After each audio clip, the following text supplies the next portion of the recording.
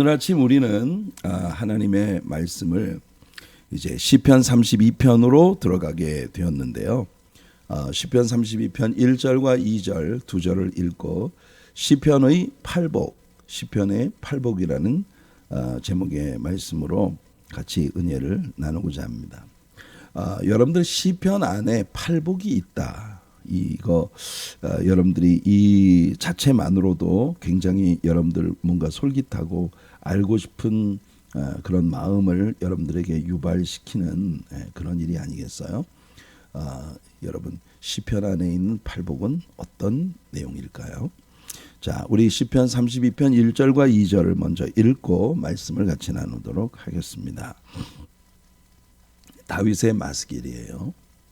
마스길이라고 하는 이 표제의 이 악상에 대해서는 좀 이따가 우리가 다시 이야기를 하기로 하고, 허물의 사함을 받고 자신의 죄가 가려진 자는 복이 있도다. 복이 있도다. 마음에 간사함이 없고 여호와께 정죄를 당하지 아니하는 자는 복이 있도다. 여러분 우리가 가지고 있는 시편 가운데 이렇게 8개의 시편이 어떤 사람에게 복이 있다라고 이렇게 이야기를 하는, 그러니까 예수님의 산상설교 가운데 beatitude, 우리가 beatitude라고 일컬어지는 그 팔복이 있습니다. 팔복. 8개의 복이 있는 사람이죠. 심령이 가난한 자는 복이 있나니, 예수님의 말씀입니다. 복이 있다고 하는 8가지 복이 있는 사람에 대한 설명이 예수님의 팔복 가운데 나왔어요. 이 beatitude라고 하는 것은 beatitude가 아니라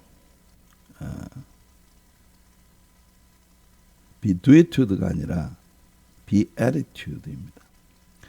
이 말은 이게 바로 그 존재의 변화예요.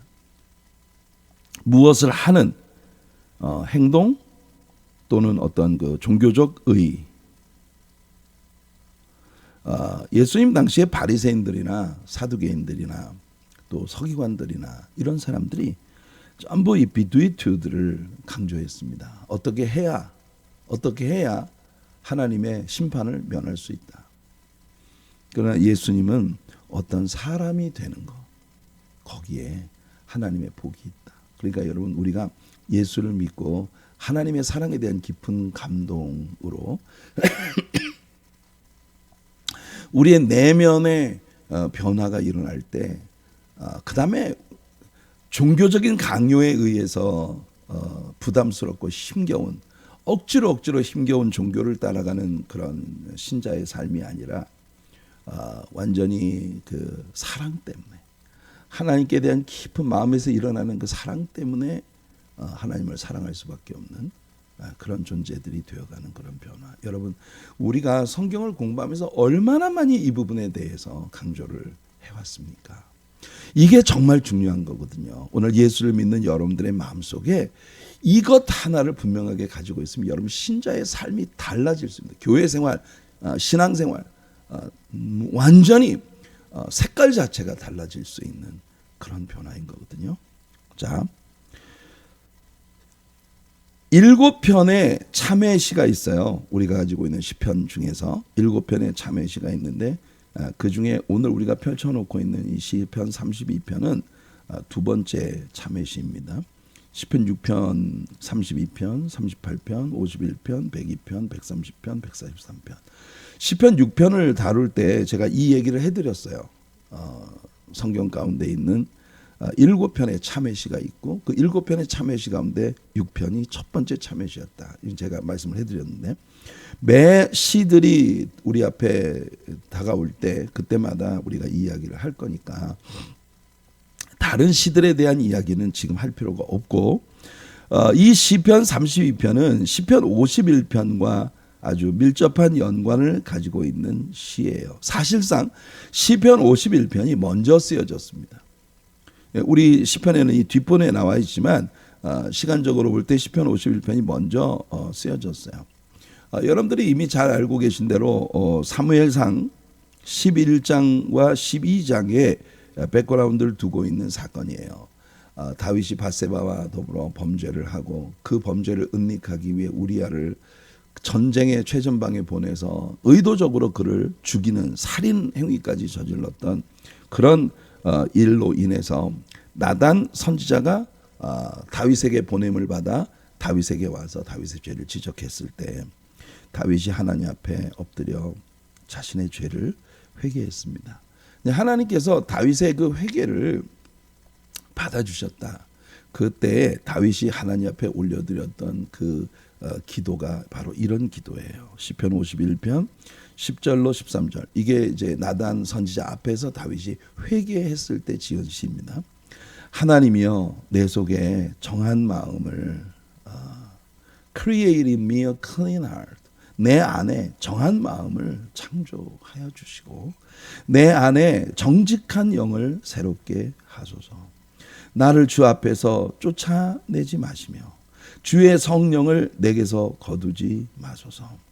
주의 구원의 즐거움을 내게 회복시켜 주시고 자원하는 심령을 주사 나를 붙드소서. 다윗은요 하나님 앞에 자신의 죄를 자복하고 회개하며 하나님의 도우심이 없으면 자기 자신의 개인적인 의로 절대 하나님 앞에 설 수 없는 존재라는 걸 아주 그 절절하게 하나님께 고백을 하고 있어요. 그리고 13절에 보면 다윗이 하나님께 이런 약속을 합니다.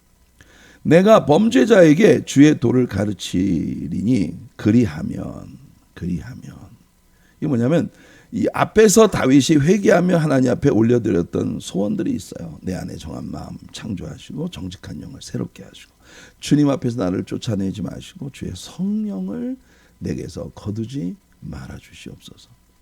주의 구원의 즐거움을 내게 회복시켜 주시고 자원하는 심령을 주사 나를 붙드소서.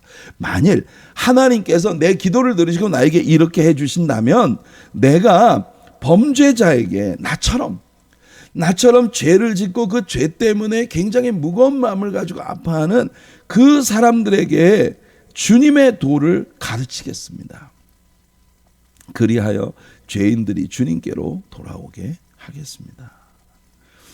다윗은 지금 하나님 앞에서 자신이 저지른 이 죄로 인하여 굉장히 아파하면서 하나님 나에게 다시 하나님을 사랑하는 그 사랑의 감동을 내 안에 회복시켜 주시고 그 즐거움을 나에게 회복시켜 주신다면 제가 다른 나같이 이렇게 죄로 말미암아 힘겨워하고 있는 모든 사람들에게 말씀을 가르치겠습니다.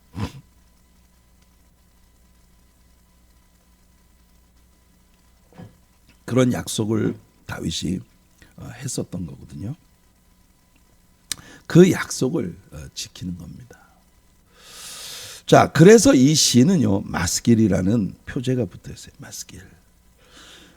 시편 안에는 모두 12편의 마스길이 나오는데 이 시들 역시도 우리가 앞으로 공부를 하면서 계속 이야기를 하게 될 겁니다. 모두 12편의 마스길이 나와요. 그 안에 지금 32편도 지금 마스길이죠. 그렇게 해서 모두 12편의 마스길이라는 표제를 가진 시들이 나오는데 그 마스길이 뭐냐? 마스길이라고 하는 히브리 말은 문자적으로 a song of instruction. 이 말은 교훈, 가르침,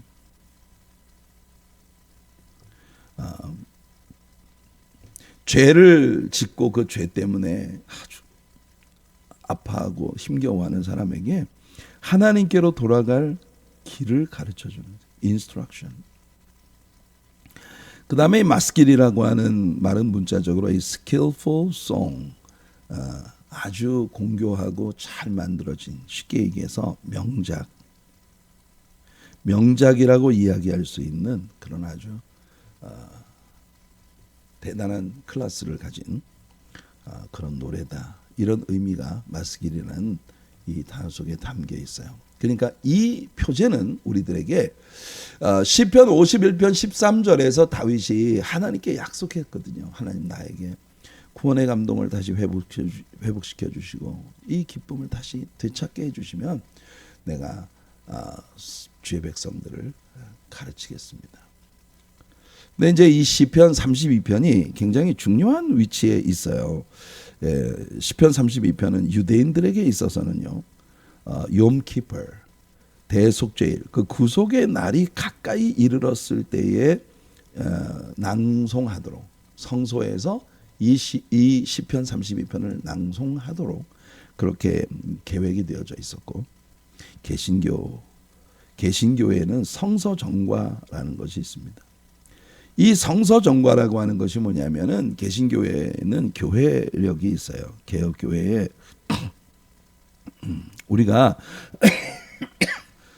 죄송합니다. 제가 목 컨디션이 조금 안 좋은데 교회력, 이 교회력이라는 것이 예전에 우리 주보에 보면 항상 나와 있었어요.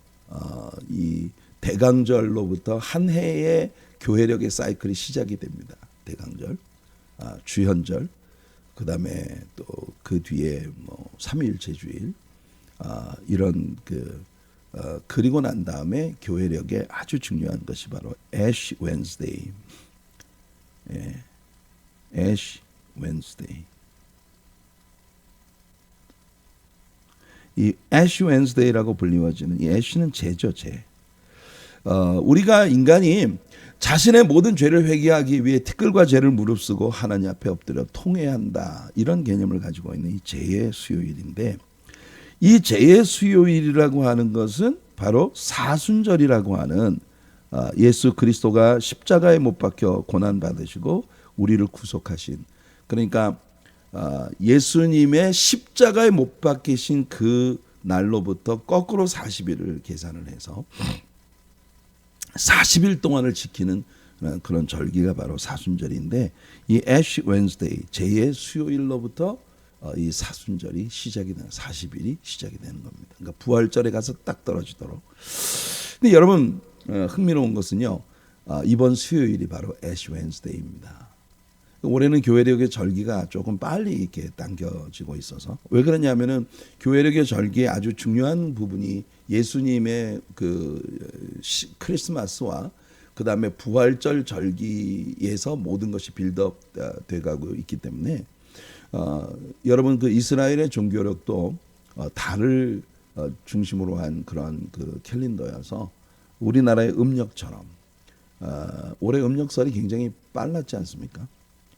그런 것처럼 교회력도 상당히 좀 당겨져 있는. 그래서 이번 주 수요일이 죄의 수요일입니다. 그래서 이번 수요일로부터 40일 동안을 우리가 사순절을 이제 맞이하게 되는데요. 언제나 말씀드리지만 사람이 날짜를 위해서 있는 것이 아니고 날이 사람을 위해서 존재한다. 그러니까 우리가 굳이 캐톨릭 교회의 전통처럼 사순절 기간에는 고기를 먹어서는 안 되고, 물론 우리가 예수님의 십자가의 그 고난에 대해서 우리가 항상 염두에 두고 주님의 고난을 묵상하며 십자가를 따라가는 그런 삶이 우리들에게 필요하겠지만, 그러나 그런 그 형식적인 어떤 그런 절기를 지키기 위한 것이 아니라 예수님의 발자취를 언제나 믿음으로 따라가는 그런 신앙의 자유함이 있으면서도 그것이 사랑에서부터 비롯되어진 자발적이고 자원하는 마음. 다윗이 하나님 앞에 그 자원하는 마음을 구했거든요. 그 자원하는 마음으로 올려지는 그런 신앙생활의 감동을 누리는 것이 우리들에게 무엇보다 중요한 일이라고 생각을 합니다. 특별히 바울 사도는요, 이 시를 1절과 2절을 율법의 행위로 우리가 구원을 받는 것이 아니고 오직 믿음으로 말미암은 은혜로만 우리가 구원을 얻는다는 것을 강조하기 위하여 로마서 4장 7절과 8절에서 오늘 우리가 본문으로 읽은 이 시편 32편의 1절과 2절을 인용을 하고 있습니다. 자, 시편 32편 1절 2절, 오늘 우리의 본문이에요. 허물의 사함을 받고 자신의 죄가 가려진 자는 복이 있도다. 마음에 간사함이 없고 여호와께 정죄를 당하지 아니하는 자는 복이 있도다. 이 말을 로마서에서 바울이 어떻게 인용하고 있느냐면은, 불법이 사함을 받고 죄가 가려짐을 받은 사람들은 복이 있고 주께서 그 죄를 인정하지 아니하실 사람은 복이 있도다 함과 같으니라. 교리적 논쟁, 이 율법의 행위가 아닌 오직 은혜로만 우리가 구원을 받는다는 이 교리적 논쟁을 백업해 주는 말씀으로 바울은 이 말씀을 인용을 하고 있는 거예요. 그러니까 주께서 그 죄를 인정하지 아니하실 사람, 이게 뭡니까? 우리가 죄인이 아닌 게 아니에요. 여러분, 우리가 다윗이 저질렀던 그 죄가 정말 너무 엄청난데, 다윗이 정말 진심으로 하나님 앞에 그 죄를 회개할 때 하나님께서는 너무나 사랑 가운데 다윗의 그 모든 회개를 덥석 받아주시고 그에게 하나님의 은총을 부어주시는 것이 우리가 볼 때는 굉장히 좀 의아한 그런 하나님의 무서운 어떤 벌이 좀 있고 심판이 있어야 될 것 같은데, 다윗이 죄를 회개하자 나단 선지자를 통해 하나님 즉시 말씀하십니다. 하나님께서도 당신의 죄를 용서하셨나이다. 우리가 하나님께 받아들여진다는 거, 하나님께 받아들여진다, acceptance, 이 받아들여진다는 것이 우리들의 신앙생활에 있어서 굉장히 중요한 이야기. 다윗은 자신의 지난 죄의 화려한 어떤 리스트, 자신이 지었던 죄에 대해 시편 32편에서 다시는 언급하지 않고 있습니다. 우리가 여러분 예전에 시편 강해를 할 때도 이 부분을 이야기했는데, 시편 32편에서 다윗은 자신이 지었던 모든 죄를 다시 여기서 회상하지 않아요.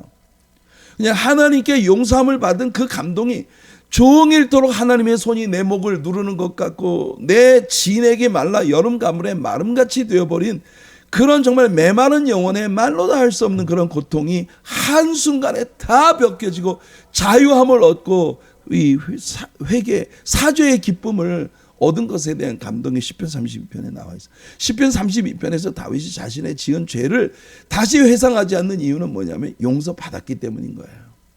시편 51편의 회개를 통해서 그의 모든 죄가 용서받았기 때문에 그는 다시 자신의 죄를 여기에 언급할 필요가 없어요. 다윗은 복 있는 사람의 첫 번째 조건으로 주님께 순종적인 사람이 되는 것을 꼽았었습니다. 이게 뭐 다윗의 시라고 표제는 나와 있지 않지만 이 하나님께 accept 되어지는, 하나님께 받아들여지는 자의 복이 두 가지가 있는 거예요. 아까도 말한 것처럼 다윗은 더 이상 자신의 죄의 내용을 여기서 반복하지 않습니다. 중요한 건 뭐냐 하면은 이 시편의 팔복이라 일컬어지는 이 복 있는 사람이 어떤 사람이 복 있는 사람인가 하는 것에 대한 이 말씀 중에 시편 1편 1절 표제에 이게 다윗의 시라고는 말하지 않지만 신약 성경에 나와 있는 말씀들을 통해 이 시가 다윗의 시일 가능성이 굉장히 높다는 걸 우리는 이야기했어요. 자, 시편 1편 1절에서 순종적인 삶을 사는 사람, 그러니까 악인의 꾀를 쫓아가지 않고 죄인의 길에 서지 않고 오만한 자의 자리에 앉지 아니하는 이런 순종적인 삶을 사는 아주 아름다운 사람에게 주어진 복 있는 사람은 하면서 이 시편의 팔복에 있어서 이 첫 번째 복이에요. 순종, 정말 아름다운 사람이죠. 시냇가에 심겨진 나무처럼 시절을 쫓아 과실을 맺으며 그 잎사귀가 마르지 아니함 같이 그 행사가 다 그 하는 일이 다 형통하게 되리라는 그런 약속이 주어졌던 인물. 그런데 반해서 시편 32편 1절 2절은요 똑같이 복 있는 사람이에요. 그런데 시편 32편 1절과 2절은 아까 이야기한 것처럼 용서받은 불순종의 사람입니다. 다윗이 완전히 하나님의 뜻을 거슬리고 정말 하나님을 기쁘시게 해드리는 그의 인생과 잘 그 매칭이 되지 않는 그런 모습을 보였던 안타까운 일이에요. 근데 그가 용서를 받았어요. 그러니까 순종해서 그 순종으로 하나님께 복을 받은 사람의 복이 시편 1편에 있다면 시편 32편에는 정말 형편없이 하나님께 불순종했지만 여전히 용서받아 동일한 퀄리티의 복 있는 사람이 된 사람의 이야기를 시편 32편이 다루고 있다. 여러분, 이 두 이야기가 우리에게 강조해 주는 교훈을 여러분들 아시겠습니까? 만일 하나님께서 시편 1편 1절에 나오는 정말 완벽한 그런 성도에게만 복을 주신다면 우리들 가운데 하나님의 복을 받을 사람이 누가 있겠습니까? 아까도 이야기했다시피 beatitude, 팔복. 산상설교에서 주셨던 주님의 팔복이 있어요. 자, 시편 34편 8절을 보면 너희는 여호와의 선하심을 맛보아 알지어다. 그에게 피하는 자는 복이 있도다. 그 다음 이미 두 개가 나왔죠. 시편 1편 1절과 시편 32편 1절이죠. 이 지금 세 번째 복입니다. 그 다음에 시편의 8복의 네 번째 복이에요. 40편 4절입니다. 여호와를 의지하고 교만한 자와 거짓에 치우치는 자를 돌아보지 아니하는 자는 복이 있도다. 여호와 하나님을 의지하고 교만하고 거짓에 치우친 자들과 어울리지 않는 그런 사람에게 복이 있다. 다섯 번째 복입니다. 시편 65편 4절에 주께서 택하시고 가까이 오게 하사 주의 뜰에 살게 하신 사람은 복이 있나이다. 여기 보세요. 하나님께서 선포하신 시편에 나오는 8복들이 우리가 의롭고 착하고 어떤 우리 편에서의 도덕적 선택으로 말미암은 하나님의 복을 주시는 것도 있지만 하나님께서 일방적으로 우리에게 은혜를 베푸셔서 우리를 복되게 만들어 주신 그런 복들이 우리에게 선언되고 있는 거예요. 주께서 택하시고 가까이 오게 하셨어요. 우리가 여러분 하나님께 가까이 나와서 하나님과 사귀며 하나님을 사랑하며 살 수 있는 건 우리가 의롭기 때문이 아니라 하나님께서 우리를 그렇게 허락해 주셨기 때문인 거예요. 그 다음에 여섯 번째 시편 84편입니다. 주께 힘을 얻고 그 마음에 시온의 대로가 있는 자는 복이 있나이다. 우리가 살아가면서 고통을 받고 힘들어하고 죄로 말미암아 방황하고 힘들어할 때 여전히 우리들의 마음에는 하나님의 성소를 향해 나갈 수 있는 대로가 열려있는 사람, 그게 뭐냐? 만군의 여호와여 주께 의지하는, 이 의지한다는 게 뭐예요? Trust. 하나님을 믿는 사람들은 복이 있다. 그러니까 여러분 우리의 삶이 지금 이게 포로 생활 가운데 끔찍한 고통 속에 있었던 유대인들이 마음에 그 하나님의 성소를 향해 돌아가 다시 성소에서 하나님을 예배하고 하나님을 만나고 싶은 그 마음을 다루고 있는 거예요. 자, 그 다음에 시편 94편 일곱 번째 복이에요. 일곱 번째 복. 여호와여 주로부터 징벌을 받으며 주의 법으로 교훈하심을 받는 자가 복이 있나이다. 복이 있나니. 그리고 시편 112편 1절이에요. 할렐루야. 여호와를 경외하며 그의 계명을 크게 즐거워하는 자는 복이 있도다. 여러분 하나님의 말씀을, 계명이 토라 아닙니까? 하나님의 말씀을 크게 즐거워하는 사람 복이 있다. 제가 오늘 예배 서두에 그 슈퍼볼 이야기를 좀 하느라고 시간이 조금 늦게 시작이 되었는데 우리 적용 말씀입니다. 오늘 적용 말씀은 그래서 산상설교 가운데 예수님이 우리에게 말씀해 주신 복 있는 사람에 대한 이야기로 마치겠습니다. 심령이 가난한 자는 복이 있나니. 저는 이 시편에 나오는 모든 복이 있나니라고 하는 이 말씀들을 축약시킨 말씀이 이거라고 생각해요. 심령이 가난한 자. Blessed are the poor in spirit. 그의 영적으로 항상 곤고하고 가난함이 있어. 목마름이 하나님으로만 채워질 수 있는 그런 목마름이 가득한 사람이 복이 있다. 우리가 완벽한 의를 행해야만 하나님 앞에 복받는 자가 될 수 있다면 우리는 아무도 희망이 없습니다. 그러나 우리의 심령이 가난해서 항상 우리가 성전을 향하는 마음이 있고 예배를 향하는 마음이 있고 하나님께를 의지하는 마음이 있고 오직 주님의 긍휼을 의지, 그냥 주께서 택하셔서 가까이 오게 해주신 하나님의 은총에 대한 감사의 마음이 있다면 그게 복이에요. 그 사람들이 천국이 그들의 것이라고 예수님이 아주 확고하게 선언하고 있어요. 하나님께 대한 목마름, 오늘도 이 하루를 하나님께 대한 목마름으로 살아가는 여러분들이 되시기를 예수님의 이름으로 축원해 드립니다. 거룩하신 우리